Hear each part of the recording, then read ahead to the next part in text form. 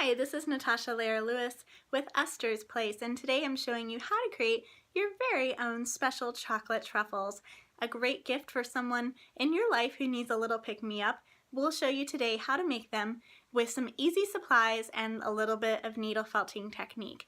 Now if you'll join us, we'll need just a few supplies. We're starting out with Cheviot wool from our very own sheep actually, and we're using about 5 inches or so worth of wool. We're going to take and roll that into a nice tight ball. To roll a ball, we want to start at the very end, and we're going to roll and then tuck the sides in, roll and then tuck, roll and tuck, very tight. Anytime that you roll a ball, you want to make sure you get that nice and tight so that we don't have to do as much needle felting later. Now this ball, we're going to take and anchor onto our foam block.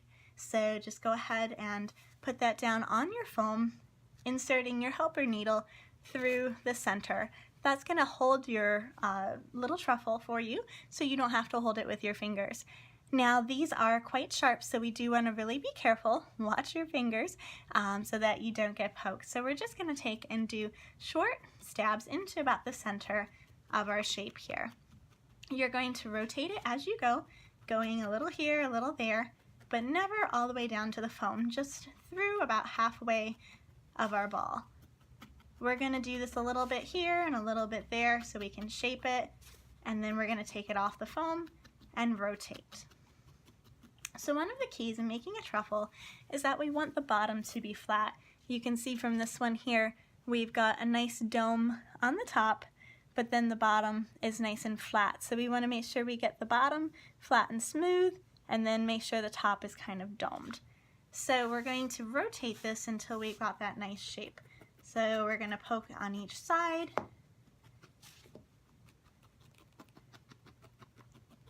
Until we can shrink that down a little bit. Now let's take that off. We're going to turn it, insert the needle back in, and we're going to shape it some more.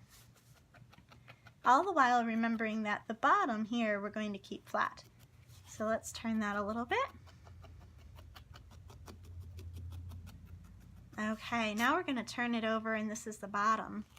So I'm going to needle just across the surface here to get it nice and flat, and then come in a little on the sides to shape it. It's very similar to creating a ball, except that you want one of the surfaces to be flat. Okay, so now I've gone around on almost all 4 sides, and I'm starting to get a nice shape for my truffle.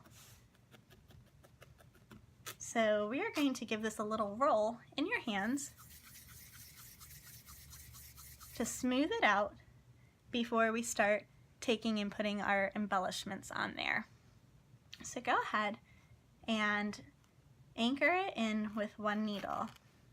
We're going to add our first embellishment using a tiny bit of a contrasting color. Now some of my truffles I've done contrasting colors like a dark chocolate or a white chocolate swirl. Others have a raspberry or caramel or strawberry swirl on top of there. So be creative with your flavors. We're going to take a tiny pinch of our wool. Now it doesn't take a lot at all, just a little tiny bit for this swirl. So we're going to take and roll this in your fingers. We want to get into a nice tight line before we put it down onto our actual piece. So we've got this nice tight little line formed with the roving, and we're going to take and anchor that down with one needle, and we're going to poke across. Now watch your fingers as you do this.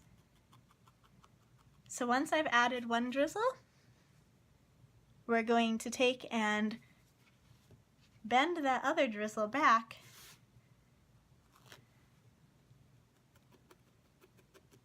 to add another little drizzle across. Now the key with your drizzle is to make it sporadic so it doesn't seem too crisscrossy and too planned. We just want to go one way, anchoring it in first, and then come back the other way, just as though you were drizzling chocolate on top of something. So I'm forming more lines and I'm inserting them as I go, trying on purpose not to have it come out too perfect.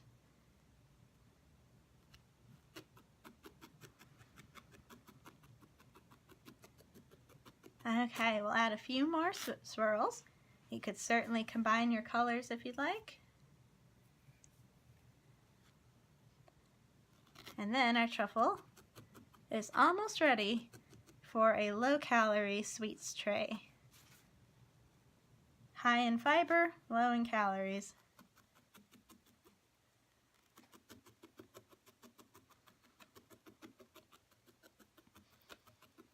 Okay, one more drizzle I think and it'll do it.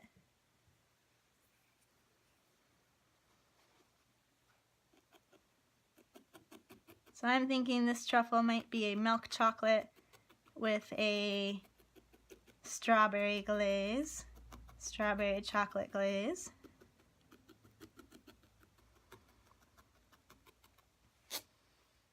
There we go. So now that we've added all of our swirls on top of there, we've got a nice little truffle that you can pop into a small cupcake tin. I like the ones that are foil. They seem to hold their shape a little bit better. You can find those in the bakery section. And you can hot glue them in there, or you can leave them out. So a couple of fun ideas once you've gotten the truffle making done. All kinds of different colors, of course. And then I've gone on to making fun little petit four cakes with decorative features like raspberry and mint leaves on top. And also making cupcakes. These are great fun. So we take and make a ball and then put it into a cupcake tin. I've actually glued this to the cupcake tin. And again, use foil because you can shape it more easily around your felt. Then I wrapped a little bit of fluffy wool on the top and then made a cherry to go on there as well. So, just some fun ideas that you can do to make a special little treat for your sweetheart any day of the year. So hopefully these have inspired you to make some fun things out of felt. All you need is a little bit of wool and a little bit of ingenuity, and here you have it. So happy creating, happy felting, and enjoy your guilt-free chocolate.